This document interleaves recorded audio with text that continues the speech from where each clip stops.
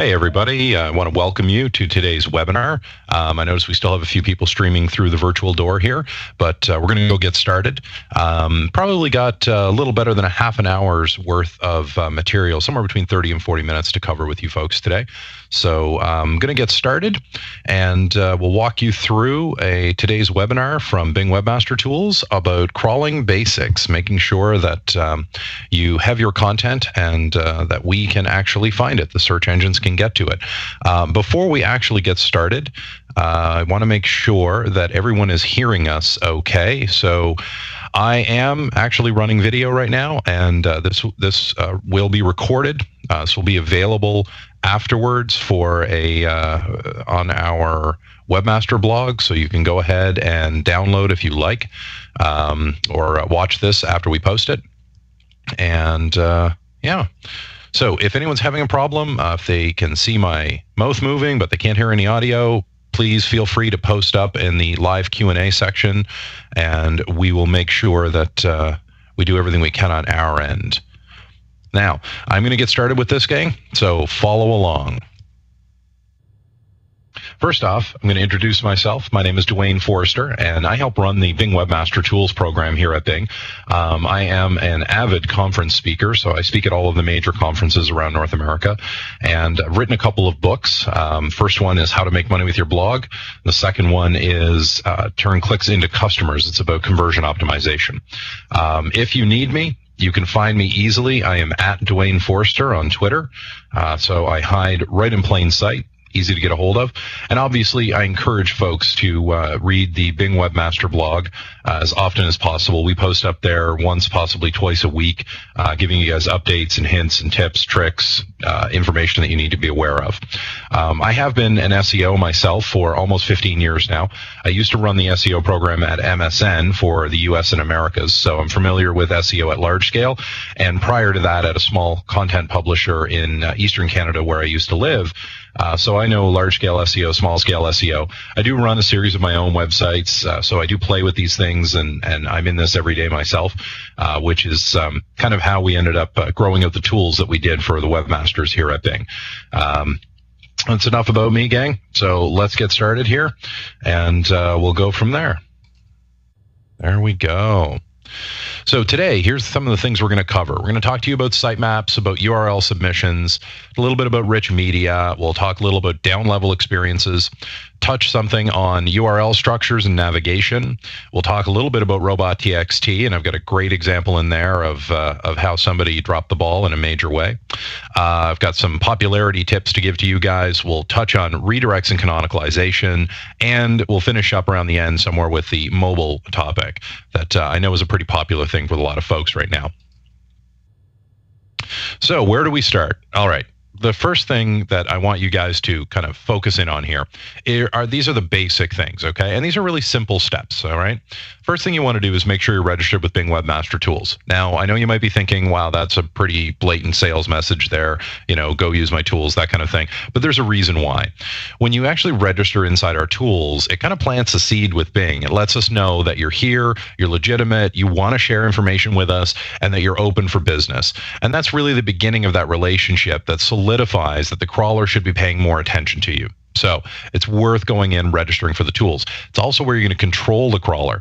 So you get to use settings inside there and actually tell BingBot what frequency to come at, how hard to crawl your site, what time of day to crawl your site. So you can have BingBot there at night when your business is slower, and then have all your bandwidth available during the day for your customers. So you really want to make the use of these tools to control that environment. And you want to make sure that your site is easy to crawl as well, right? Be careful with JavaScript, the rich media stuff, and we'll get into that. And watch out for redirects too, right? We've seen it all here, gang. And there are a lot of times when people do a lot of different types of redirecting. A lot of this is legacy, but you have to manage it, right? You don't want to pile 302s on top of 301s and then put a rel canonical in place and then another 301. That becomes problematic. And after so many hops, you know what? We're just going to lose interest. It doesn't mean we're not going to take your content. It just means we'll come around to the front end and we'll have to recrawl, which can take time to find the new home for that content. You can avoid all that. And make sure you've got quality content. Here's an example of that. We recently had a webmaster complaining to us and constantly emailing us in, complaining we were not indexing any of his site. We were doing him a disservice. It was hurting his business. How dare we do this? So on and so on. And after a little while, we started to investigate this. We took a look at his actual website, and we realized that it was scraped content direct from Amazon, full of affiliate links, and that was all there was to it. That is not quality content. We already have all of that content direct from the source, directly from Amazon. So we don't need the second copy sitting on a different domain, which actually has all of Amazon's original content on it anyhow. So that's not really quality, right? You have to make sure that you're bringing something to the table that's unique and that helps a user complete their task, something the user is trying to accomplish. You want to assist them in that in a unique way.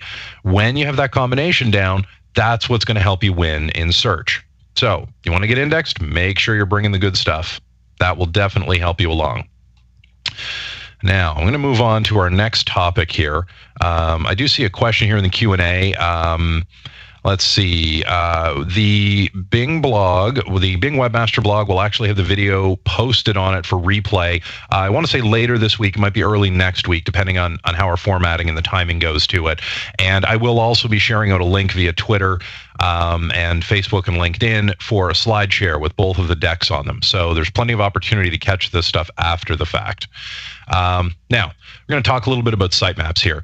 Obviously, everyone's familiar with them. If you're not familiar with them, there are a few different types that you can work with. The XML sitemap, you know what? You can go ahead and zip these up if you want, guys. If you've got big file sizes, it's okay to gzip them. We can uncompress that, and we can find what we're looking for.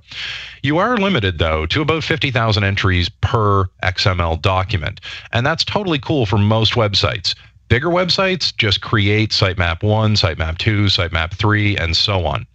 What's really important, though, is you have to keep your sitemaps clean. And this applies whether it's an XML, an HTML, a text document, doesn't make a difference. You have to do maintenance on these and keep them clean. This is what we mean by keeping them clean. You have to remove any URL that's in them that's a 404 or something that redirects within the sitemap. If we start seeing a consistent pattern of dirty sitemaps, we will simply start ignoring your sitemaps. So any work you're doing on them it's not giving you any gain. It's a waste of your time at that point. So you have to make sure those things are clean. Totally recommend that your CMS manage everything to do with your sitemap construction and cleaning in as near real time as you can make it.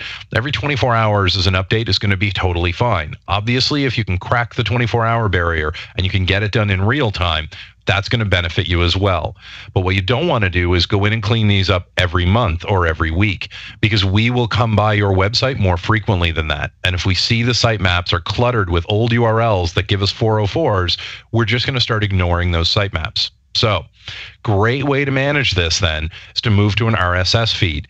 If you submit your RSS feed, and I know you can do this at both of the major engines, if you submit your RSS feed as your sitemap, we will get that content immediately. As soon as you publish it, we will see it immediately.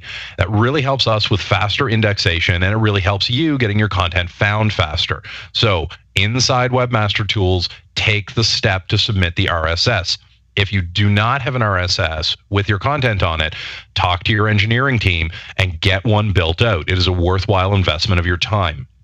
Now, if you're a small website, you may not even need to worry about sitemaps, because if you're small and we can easily crawl your stuff, you can skip this step. We will find your content. We will find it quickly. Small is a relative term here. We realize that. And there is no hard and fast number. But if you're an individual blogger and you have a few thousand pages on your site, that's considered small. If you're an e-commerce site with hundreds of thousands of products, that's definitely not small, and you're going to need to do some sitemap work there. Most importantly in this, don't forget there are two reasons to do sitemaps. One is for the crawlers to be able to find and discover your content. The other is for humans to be able to navigate through your website.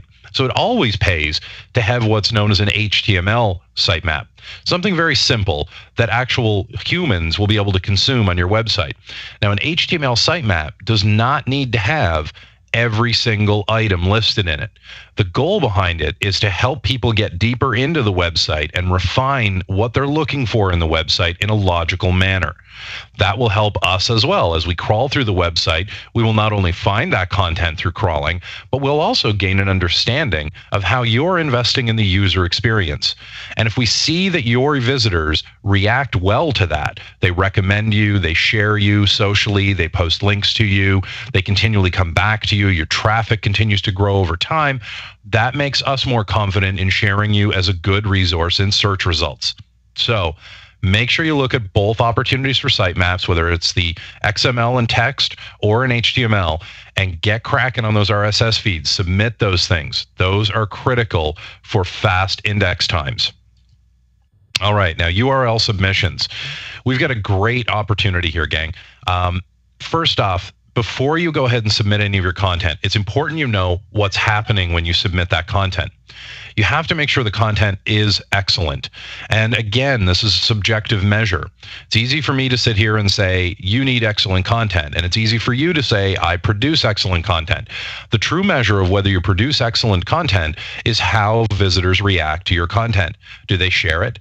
Do they talk to their friends about it? Do they post links to it? Do they spend time on the page engaged in the content? Do they continually come back to it? Have they bookmarked it? All of these are signals that people find that content to be, quote, excellent. That's a critical step for you. If your content isn't excellent, then it's probably not going to perform well when you submit it. And here's why. When you submit something, and inside the Webmaster Tools, we actually have the Submit URL feature. When you submit a URL to us, it bypasses all of the normal checks and balances in our system and goes immediately into the index. Now, to be clear, there are some basic checks and balances that do still happen. Spam, malware, adult content, those kinds of things get filtered for everything that goes in. There's no way around that. But the rest of this, age, history, links, social, all of those other signals, those things are bypassed when you submit a URL, and it goes directly into the index. And this means you are going to sink or swim based on how the searcher interacts with your content. So we're going to show it immediately in the search results. Now, whether somebody clicks on it and has a good experience, that's up to you. If they do, and that pattern continues, then that piece of content that you just submitted, that one URL, will continue to float near the top of search results as we continue to gather information on it. I'm going to caution you guys, there's a limit to this as well. You're allowed 50 per month, only 10 per day. We have to do that to manage spam, because believe it or not, spammers will try to take advantage of this, so we have to protect it.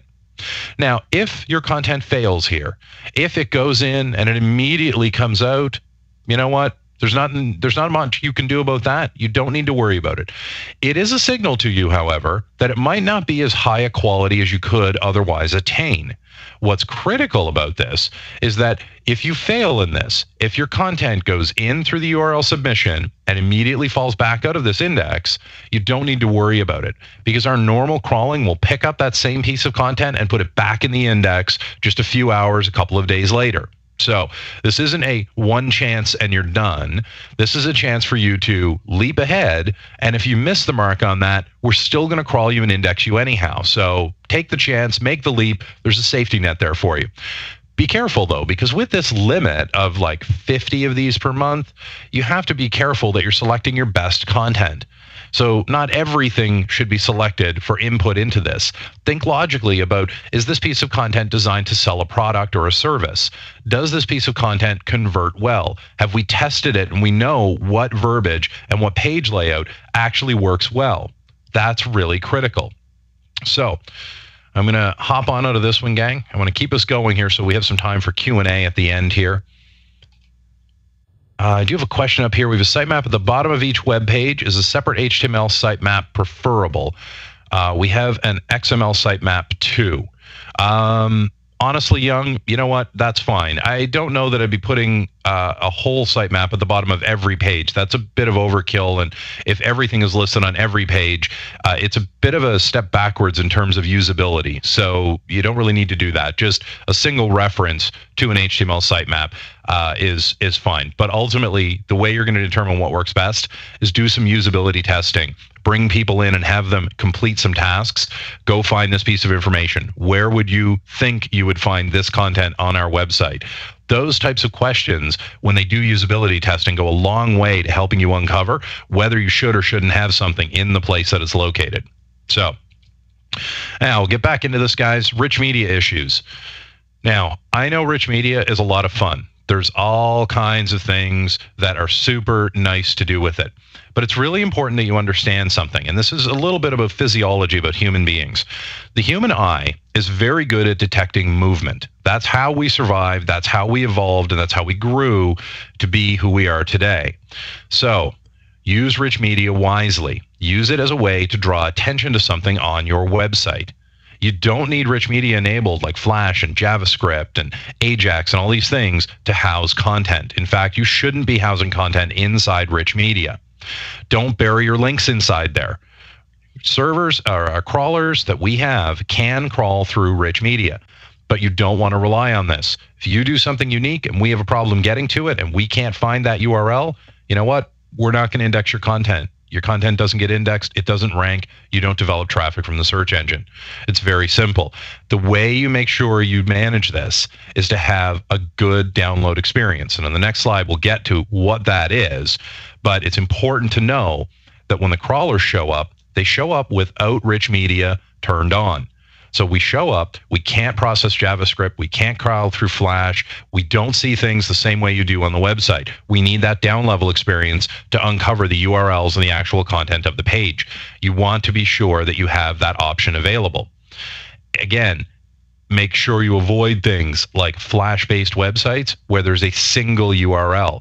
This used to be a really hot item in the early 2000s. Everybody was moving to Flash. Designers loved it. Everything was rich and smooth and movie-like. There's a real problem, though, because with a single URL, all of that content is undiscoverable. So you want to be careful with this. Again, use rich media thoughtfully. Use it as a way to draw the human eye towards something you're looking for. Great example is maybe a small floating arrow that moves across the screen from left to right that points to your sign-up area for your newsletter. It's a great visual item. You can have it rotate as frequently or infrequently as you like. And it's an awesome way to capture somebody's eye when they're on your page and draw them to an area you want them to look at. But you don't need to put your content inside there. So be careful with rich media. Now, that down-level experience I mentioned. What happens when somebody comes to your website? Do they see a message like this that says, oh, you need the Adobe Flash Player to see this content? You know, in a lot of cases, people simply leave. They go to a different website. They go back to the search results, and they click on the next result in, because that next result isn't asking them to take an extra step to find the content they were looking for. And if you're asking for them to take that extra step, that's a failure point. You want to be careful with that. And you're also hurting your chances for future searches. And here's why. When somebody shows up in a search result and a searcher clicks on that website, we're watching to see how long they spent on the website. So if they click on your result and they go to your website and they're there 2-3 minutes and they're engaged, we know they're consuming your content. Obviously, that was a good search result for that searcher. That's good to us. That's a good positive signal for us. But if that same searcher clicks on your result and the page they get to says, you need Flash installed to see this product, and then they come back to us, that second or two that they were on their website, on your website, and that they noticed then that you weren't going to give them what they wanted without taking an extra step, and they decided to come back to us, we know they didn't consume your content, and that's a negative signal, and that can hurt you in future searches. So you want to make sure that you have this information available to them. The down-level experience doesn't need to be anything flashy, pardon the pun. It actually is something very simple. It's very simple HTML. It's very simple text on a page. text links that are on there. Maybe your logo renders on it. It's a very simplistic view of your content. Makes it super easy for a crawler to get in there, find the links to the rest of your site, find all of the rest of your content, and discover and crawl everything. It also makes it great for humans who are trying to consume things on other devices. We'll get to mobile later, but if you have a mobile device, you've probably hit this pain point where you've gone to a website in your browser and you've hit that and been told your device doesn't support Flash. Well, that's a dead end. And as far as the search engine is concerned, I'm searching on a desktop device. I've told it to use my desktop browser.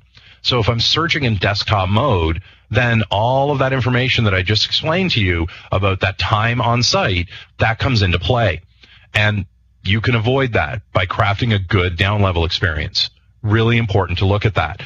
Another thing, make sure you avoid cloaking. Now, there's two different forms of cloaking. We're not in favor of either one. One is a real problem. One is much less of an issue. Now, the one that's much less of an issue is when you cloak something, but it's generally the same content. So basically what you're saying is, hey, you know what?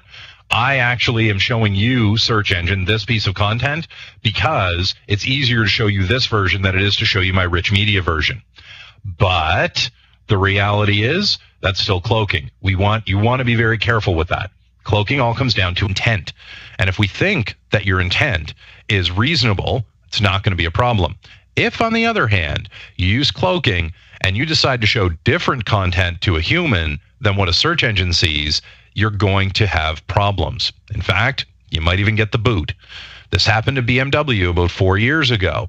Google gave them the boot because their agency was cloaking on their website, showing the search engines one thing, showing humans a different thing. And when Google found out about it, they removed BMW from their index. That can happen. Doesn't happen often. It's very infrequent, but you want to avoid cloaking because it is something we watch for. I have a question in here about what does PLT mean on the previous slide. So I'm going to back up one slide here, gang. And my last point here is optimize any technology that you do use to manage PLT issues. PLT in this case stands for page load time. What you want to be careful of when you're instituting rich media is where you're placing things like JavaScript files for execution. If you're doing things on the page and the page has to load everything before it can render content, that can slow the content as perceived by the visitor to your site. At that point, they're looking at it saying, your site is slow. The page is slow. I don't want that, and they will leave you. So you want to be careful how you manage those rich media things. Very important you manage the technology properly. Again, do your testing before you launch it. All right, avoid cloaking. Don't get the boot. There we go. Now, URL structure. This one's kind of cool because this is something you can actually plan for and control in advance. And then you can set your CMS, your content management system, to kind of do this for you. Now, anybody who's using WordPress, very familiar with this. There's a simple little checkbox, and then you tell it what it is you want it to do, and it will automatically put keywords in your URLs for you. And we recommend having clean, keyword-rich URLs if you can. It's a great way to put relevant keywords for the content of the page in place. And that's a signal that will help us understand that the content on your page is relevant for a specific topic. You have to be careful, though. You can't stuff this with too much. You can't go crazy with it. If you try to put all kinds of keywords in there that are unrelated to it, it's going to be a problem for you. So just be thoughtful about it. You do want to make sure you avoid excess parameters. All of these ampersands, ands, number signs, exclamation points, question marks, @ symbols, all of these things. You have to be very careful with how much of this you load into a URL. And again, avoid excessive length in a URL. These two items go hand in hand. If you've got a lot of parameters and you've got a long URL, there's a good chance at some point that URL will get broken and we will not be able to find your content. Now, we can generally crawl through any length URL. After a while, several hundred characters, we stop. We just give up because it's not worth the effort of crawling through all of that to find the content behind it. Where the real problem comes in for you is if somebody copy and pastes a URL online somewhere and it breaks, we may only see a portion of that URL. And if that portion of the URL doesn't get us to what we want, that looks bad for you because we see a 404 page. That's a problem from the crawler's perspective. It's also a problem from a human visitor who tried to click on it. You know, I'll give you a personal example. In our live Q&A tool today, there's a bug in there I tried to post up a link earlier. It doesn't like the underscore character. And when it sees that, it breaks the URL right after the underscore. And when we click on it, we get a 404 error. You as a user see half of the URL linked, but the other half is there unlinked. Now, unless you're very savvy, you won't know that you can just copy the URL and place it in your browser. Most people won't take that action. They'll simply click on it, see it's broken, and say, well, that's too bad. I wanted to go there, but I'll find this somewhere else. So you have to be careful with those parameters and that excess length. And along with this is the idea of limiting the depth of your website. You want to be careful. You know, when I was at MSN, we actually had at one point in one of our channels, we had 99 folders. We had a tool and we said to the tool, go ahead, scan the website, tell us how many folders deep this website is. And it came back with 99 folders, meaning we had actual live content 99 folders away from the home page. Now, that really is a way to tell the search engine this is not valuable content. Because imagine if you were a human being and you had to click through navigation 99 times to get to that article. Now, in a highly dynamic environment like MSN, that will never happen. This is simply a situational error based on the CMS doing something inaccurately. We managed to fix that problem, and it made a big difference in indexation from the search engines. So again, limit your depth of layers. The generally held SEO best practice is you want to make sure your content is within 3 folders of your home page. So use that as a guideline. Now, there'll be times when you have to go a layer deeper, and that's okay. But what you want to be sure of is how valuable is your content? Do users use it? Do they engage with it? Does it convert for you? Does it develop an ROI for you that's positive? If it does, you may want to reorient your navigation and your URL structure to ensure that content sits a little closer to that home page. That makes sure that your valuable content is seen and indexed faster. So the other thing is that content should be easy and quick to reach. That's another reason why you want to limit that depth, right? If a user goes to a search, clicks on your result, and then they know they have to click a couple more times to find what they're looking for, you want to make certain that your structure is set up in such a way to get them there as quickly as possible. If they have to go and continually click 3, 4, 5, 6 times to find what they're looking for, well, that's going to be a problem for most searchers. And again, they're going to come back to the search results. They're going to click on the next result in the list. And that negative environment that you created of them only spending a small amount of time on your site and coming back to us can reinforce that you're not the best result for that query the next time the query runs. So manage that user experience and the URL structure. All right, now your navigation. Might sound obvious, right? But make sure you link to the content you want indexed. And this goes right back to the point I just made about how valuable that content is to you as a business. It's incredibly important that you understand the value of the content. In fact, I recommend that you attach a dollar figure to everything you do on your website, even if that dollar figure ends up being negative, meaning it's a marketing page that doesn't develop a sale for you but has information. Those types of pages cost money to build and maintain. However, there might not be a direct return on that.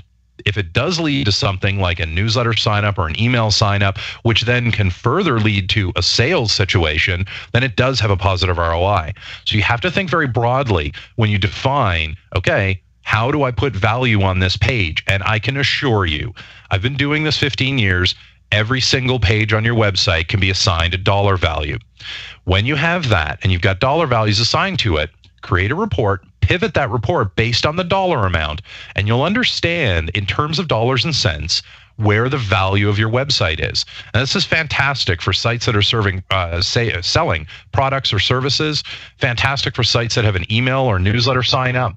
That kind of thing lends itself to the, quote, conversion concept, where you're making a sale of some sort, or you're getting someone to take an action that you want them to take. That allows you to then figure out where the actual value is. Then you can make sure your navigation supports all of those valuable areas. Hand in hand with this, and I touched on this earlier, is usability testing, or UX testing, short for user experience.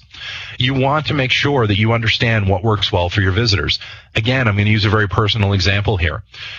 Back in June, we released a whole new redesign to our webmaster tools here at Bing. We brought out new tools that do SEO reporting and SEO analyzing.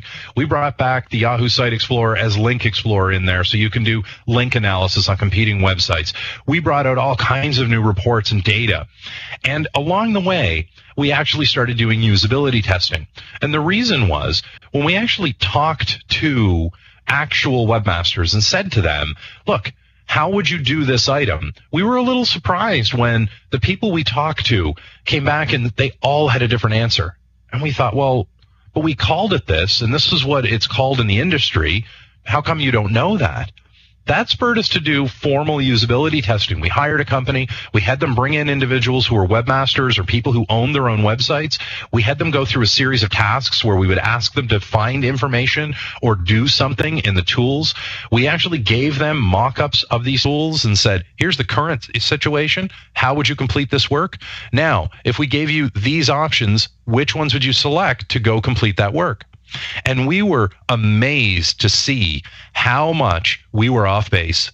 It was startling to know that we were using the wrong words. We had things labeled incorrectly, that the order of how the navigation was stacked made a direct impact on whether people could or could not find what they were looking for. And these are people who we thought we knew intimately because we are webmasters. So that usability testing, eye-opening, critical. You will learn things about your users, your visitors, that you were only guessing at before. And you also have to be logical with this. Make sure that you have that gut check moment when you're going through, you've done your usability testing, you have a good navigation structure, you know what your layout is going to be. Stop for a minute and ask yourself, am I having too much here? Is there too much information? Do I need to have everything at this front level? Or is there a way to logically combine these elements because they have a common thread and put them in one area that cleans up my navigation? It takes 3 elements out of the navigation, but replaces it with 1 element, simplifying the navigation, but also making it still obvious where to find that information they're looking for. Don't offer too many choices to people. This is always a critical failure point. I'm guilty on this on my own blogs. I started building them 10 years ago, and back then it was all, tags and you label everything and all kinds of different options here, and everything should have its own tag. And, that's not really kind of the way to do things anymore. It does make for a fairly cluttered space. There are way too many options, and people generally aren't showing up on a website the first time planning to read the website. They're scanning the website. They're looking for something that catches their eye, that makes them want to engage further.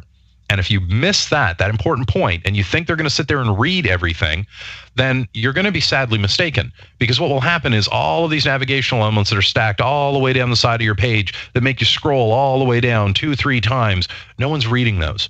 And they all become a blur as they're scanning. And then they don't find what's valuable on the site. And then they leave and they go somewhere else. So be careful with that. Not too many choices. And again, we're going to touch on keeping your depth shallow. Just make sure that everything is easy to find and logically laid out. Now, on large websites, one of the biggest moments that they have is the realization that the vast majority of their content will never drive traffic. It will never rank well in search, nor does it need to. Its job isn't to be everywhere in search and every single page should rank well for every single keyword. That's not the job of the site. The site will have a core area where people consume content.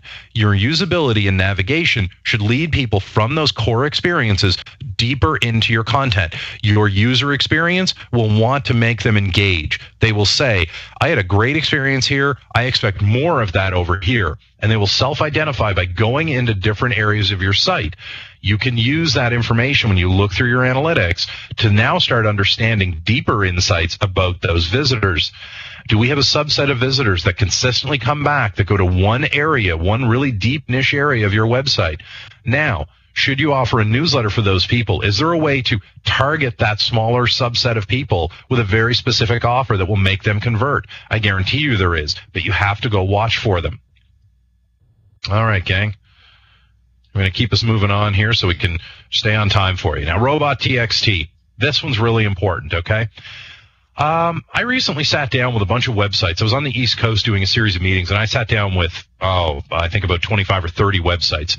And we just started talking about things, and there was a common series of questions that came up. And the question was always, in most of the cases, the same one.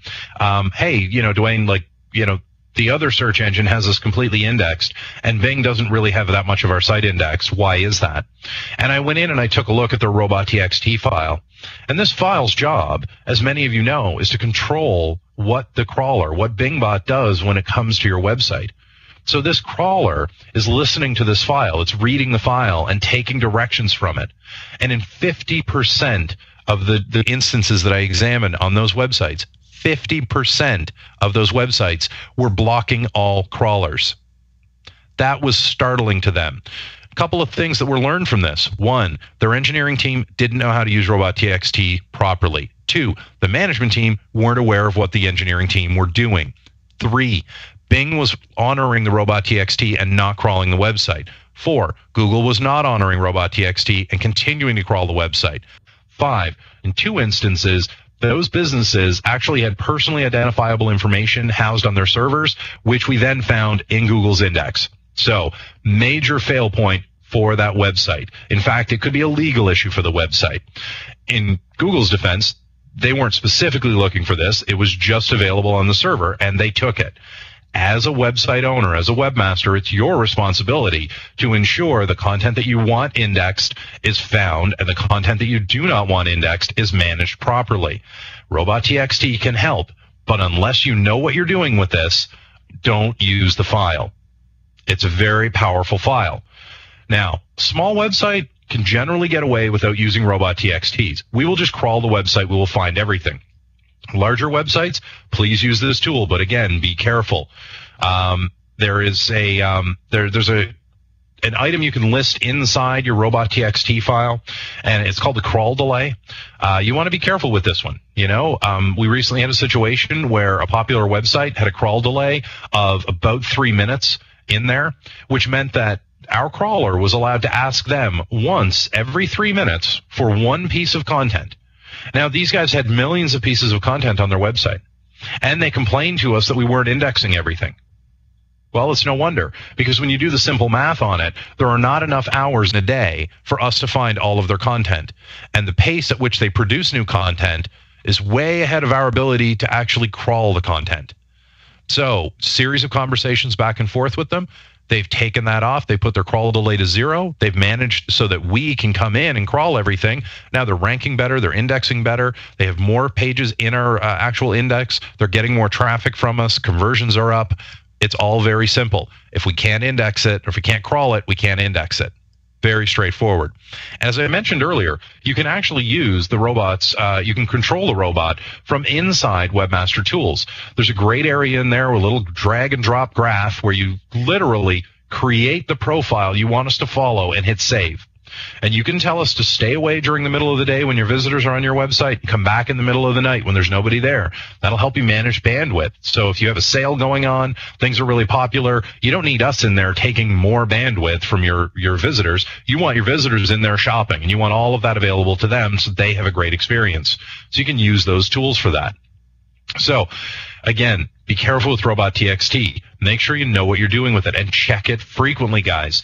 I've lost track of how many times as an SEO we put out a robot.txt file only to find that somebody had gone back afterwards behind us, overwritten the file with an older one that gave out-of-date information to the crawlers, right? That you have to stay on top of that. It is critically important because we listen to that file. We take direction from it.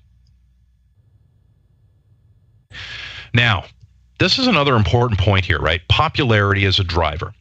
And this one sometimes is less technical, but very important. You want to get found and indexed faster? Get popular. Now, not everything you do will be popular. Not every post you make will go viral. But you have to figure out a formula where you can continually and reliably build popularity. And whether it's social or web doesn't matter to us. We're looking for signals of popularity. So a tweet goes viral, there's all kinds of retweets. Hey, that's awesome. Somebody posts up on Facebook, it gets 100,000 likes overnight. Great signal for us. Somebody posts on your blog, and it's a really popular thing, and everybody starts commenting on it. Again, awesome signal for us. Obviously, if they're spam comments, we'll kind of ignore that. But if they're legitimate comments, then that's great news. Or you post up something and people start sharing it and the link starts to go viral on that. Those things are really great ways for you to build popularity. And that does a few things for you. One, it helps with what's called discoverability. It helps us, the search engines, find new content. Two, if we see a whole lot of positive signals popping up all at roughly the same time, we have to pay attention to this. Something is going on. The World Wide Web is telling us this object is popular. We have to pay attention because we want to make sure we showcase something that's popular as far and wide as possible. Four, we have to make sure that we're seeing this stuff in a realistic light. So we're always watching for whether something is being gamed or not.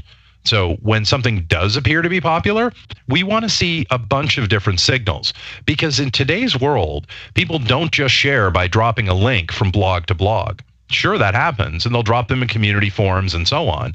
But what they do is they also tweet it, they also share it, they Pinterest it, they do all kinds of different things. So in today's environment, when something gets popular, we should see a lot of boats rising at the same time, and we're watching for those signals. You have a direct influence on that. And this doesn't mean you have to hit home runs in every single social space with everything you do. What it does mean is you have to pay attention to your visitor and what motivates them. You have to understand the difference between how you connect with somebody in an environment like Twitter with a very short message and an environment like Facebook where you have a longer message for them. You have to understand the concept of a hook, whether it's ego or humor or whether it's contrary. You have to be able to understand, if I say something that is against the popular opinion, will that get a positive response? Meaning, will people come to me? Will they want to talk to me about this? Or if I say something that's flattering, will somebody see that in a positive light and say, oh, you flattered me, I will share that further. So maybe it's something that has to do with celebrity, and the celebrity then amplifies your message. These are really important things to understand. The psychology of what motivates a human to share information becomes very important around the topic of becoming popular. Now, you can't, obviously, skip the quality of the content. You have to write engaging content. When you do, it encourages social sharing, and we see that. So we have empirical things we can look at. Are there so many words on a page? Was the keyword used a bunch of times in there? Is there actual good grammar? Is the page layout good? Are there proper, spaces in between paragraphs, and are you using the proper punctuation and things like that, appropriate for the language and market that you're targeting? We can do all of that empirical data, but ultimately, we want to see other people. We want to see searchers engaging with that content. And when we see that, we know that that's a sign of popularity. And nothing attracts our attention like people legitimately talking you up. So if you can get your fans talking about you and continually sharing information about you, that attracts our attention. That draws a search engine in to kind of say, hey, what's going on over here? We want to be a part of this. What's going on? And then when we see the core element, the one item, that single piece of content that is the beginning of all of this chatter, we then want to take that and amplify it. We want to rank it. We want to share it with searchers in the millions of queries to see how they react to it. So popularity, definitely an important thing for you guys to keep in mind. Now, redirects and rel canonical. All right, first and foremost, if you do not know what a rel canonical is, please go do some research on it. This is an important tool. It's also important to understand, when you do know what it is, how to implement it properly. A short form version of what rel canonical is and what it does is this. You actually have a duplicate URL. So you have a tracking tag appended to a product because the URL was for an ad campaign you ran online. As a search engine, we will see both of those URLs, and that becomes a problem for us because we need to make sure that we only have one. One's a duplicate, one's the original. You install a little piece of code called rel canonical in the duplicate. And then inside that rel canonical is the original URL. And what it tells us is, hi, I'm the duplicate page. You can find the original at the following link. Please pass any value you see accruing to me, the duplicate, to my original at this location. So in that way, it functions somewhat like a 301 in that it helps pass value through. But its job is to help keep your site clean in the index. Realistically, you never use a rel canonical in place of a 301 redirect. You have to be careful with that. And rel canonicals were never meant to be site-wide. They were not meant to be used in the hundreds of thousands. They were not meant to be self-referencing. However, people do this. We encourage people to use these properly because using them improperly leads us to start ignoring the signals. But we, as a search engine, we have to get used to this. This is the way they're being used, so we have to figure it out. The bottom line is just make sure you know whether you should be using a rel canonical or a 301 redirect. Really important. And when you're talking about redirects, limit your redirects, guys. Limit it to 2 hops. Don't start doing 3, 4, 5, 6 hops on redirects. When you start doing that, the value just doesn't get passed through. Okay. Oh, and whether you use a 302 or a 301, I'm going to tell you for the record, use a 301. But if you use a 302 and Bing pings that 302 twice, on the 3rd try, we will assume you meant 301 and start passing the value through it. Normally, value doesn't pass through a 302. But if we ping it a few times, we're just going to pass the value because we assume you meant 301 because the content's moved. Now, another problem with too many hops on redirects is it'll slow content visualization. And that could lead your visitor to think that your page and your site is slow to load, which, as we know, will cause them to leave you. So, again, you want to remember to minimize those hops. Now, I'm going to pick things up a little bit here, guys, because we've got a bunch more slides to get through here, and we're coming about 12 minutes to the hour here. I want to make sure we hit everything. And if you guys have questions, pile them in, because I will stay on for a few minutes afterwards to answer the questions. Now, if folks are looking at going mobile, make sure that you skip your M.dot domains. Don't produce M.dot domains. You don't want to do that. If you've just launched M.dot domains, that's fine. The next time you redesign, move away from it. If you're planning on launching an M.dot website, don't. Move in a different direction. You want to use responsive design. That's important. M.dot domains really do create a lot of duplicate content issues. If you have 10 items and you have M.dot for 10 of those, you've just created duplicates of all 10. Now imagine that if you have 1 million objects. That's a problem. And as people start to post links online or share things on Twitter, maybe they grab something they saw in the browser on their mobile phone, on their device, their iPad or their Surface tablet, that ends up being a mobile website because the actual site saw it was a mobile device, converted it to an M.dot domain. That gets shared out. People start linking to it. The value accrues to the M.dot domain. But the problem is your mobile website, when rendered in a desktop experience, doesn't have the same navigation. It doesn't have all the same content in it. And that becomes an issue for you. So manage those M.dots. We recommend, we've posted this on the Bing Webmaster blog before, and Google has recommended this as well. Move away from M.dot. Stick with responsive design. Now, this slide, I'm not going to go into detail on this slide, guys. I keep this in here because it's going to be in every one of the presentations we do. It's a really valuable set of conversations to have. It's 6 major investment areas for SEO. Top of this is crawlability. We talk about site structure, on-page content management, content itself. We talk about links in here and social. The reason you want this slide is it's a great reference to understand what conversations you need to have inside your organization. Some of these won't matter to you. Others, you'll have a great handle on. Still others, you'll be completely miserable at. So you want to dig in on them. This is a great cheat sheet for you to be able to check off and say, hey, you know what?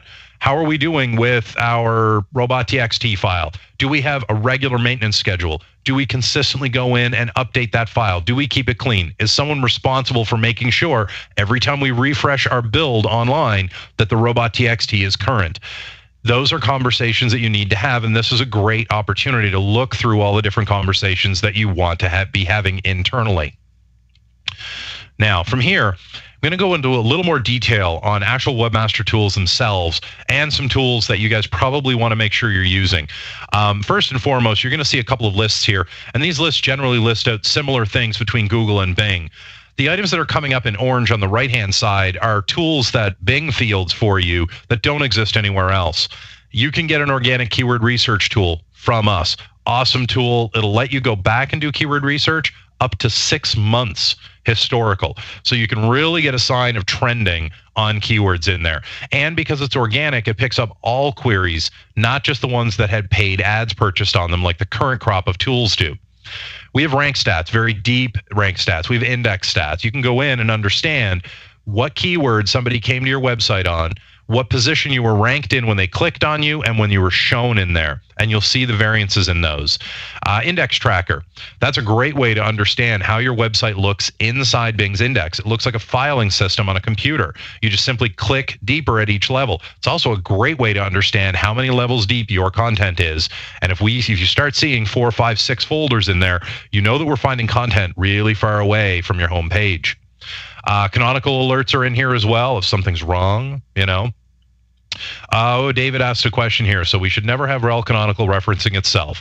David, yes, the protocol is meant that it doesn't reference itself. What we at the search engines are seeing, though, is everyone is misusing this and everyone is self-referencing in a canonical. The reason this is happening is because it's easier when you programmatically make these changes and embed something in a page to have a pattern to follow. The recommendation is that if you're going to have a rel canonical in place on every single page, then make it blank. Okay, I wouldn't be filling it in to reference itself, because the message you send the crawler is, hi, I am a copy of myself. Please send any value you give to me to myself. It's a pointless statement. The difficulty, though, is you as a webmaster have to balance your environment. If you have 100,000 pages, you're never going to be able to go in and manually edit those one by one. So you may have no choice but to put something that is self-referencing in place.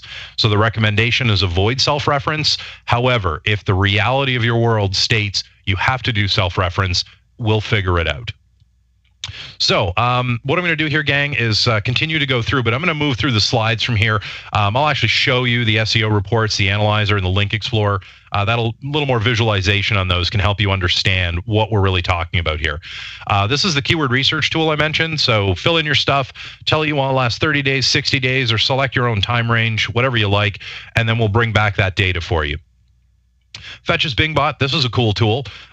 You will come in here, you will give it a URL from one of your verified websites, and you will tell it to go fetch. BingBot goes out immediately, instantly, in real time, crawls your web page, and then comes back and tells you a little completed message. When you click on it, it will show you the code we found. Particularly useful if you're on a WordPress website or a blogging platform that can get hacked and people can inject links into your posts. Those injected links don't show up visually on your website, but they show up in this code when you review it. So handy little tool here.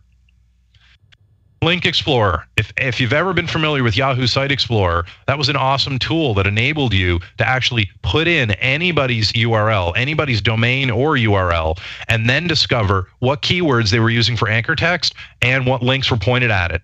So great competitive intelligence tool. We brought that back in Link Explorer inside Bing Webmaster. So you can come in here now, you can put your own or other websites in here, and you can go and filter by site, by anchor text. You can add a random word that might appear on the page to help narrow it down. You can scope by URL or domain, and you can look at internal or external links. All of that is available on any website you want to put in there.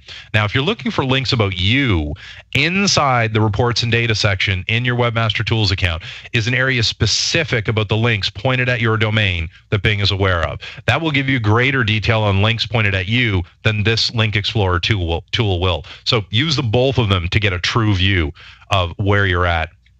Now, we prepare SEO reports in here too. And this is an awesome thing. These SEO reports are run every couple of weeks for you automatically. They're just put into your account. You can go in and look at them. When you click on something, we will tell you whether it's a high severity, a medium, or a moderate, or a low or moderate, I'm sorry. We will tell you what the problem is and give you an idea of why you want to fix that. You still have to do the work on it, but this is true SEO reporting for you.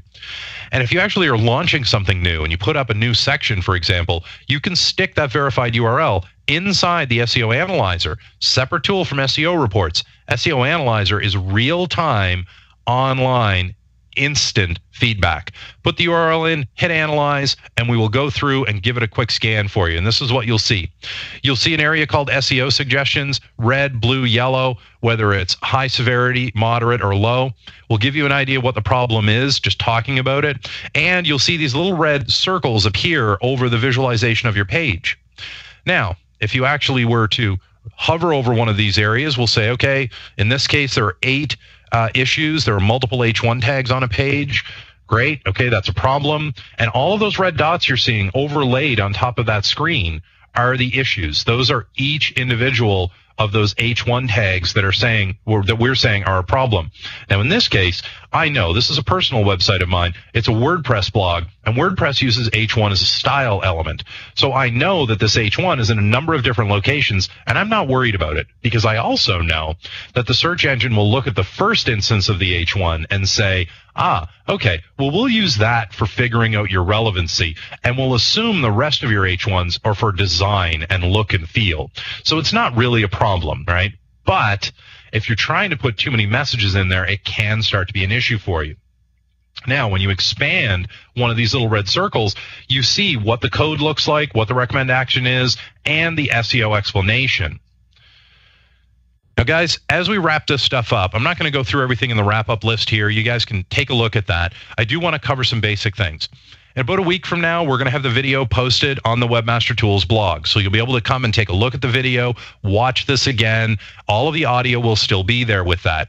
As well, I'm going to have this slide deck and the SEO 101 from the first webinar posted up on SlideShare. If you watch me on Twitter, I'll post out that link later today so everyone can take a look at the slides as well. There won't be any audio track with those, but you'll get this content. So great way to be able to download stuff. Now, we do have a couple of minutes left here, gang, so if there are any more questions, now's the time to get them in. We can get them recorded as a part of the webinar, and then everyone will benefit from it. Otherwise, I do want to thank everyone for their time. This is going to be the last of our webinar series until after the holidays wrap up. Back again in January. Keep an eye on the Webmaster blog, and you'll see you can sign up for more of these. You can sign up for as many as you like. We recommend signing up for all of them, in fact. They are all free, and again, all the videos will be posted, and all the slide shares will be available. So if you weren't able to make this one, take a look for those resources, and you'll still be able to see everything. All right, it doesn't look like we have any more questions coming in, gang, so I'm going to thank everyone for their time. I'm going to wrap things up now, and wish everybody the best for the holidays and happy webmastering. Thanks, gang.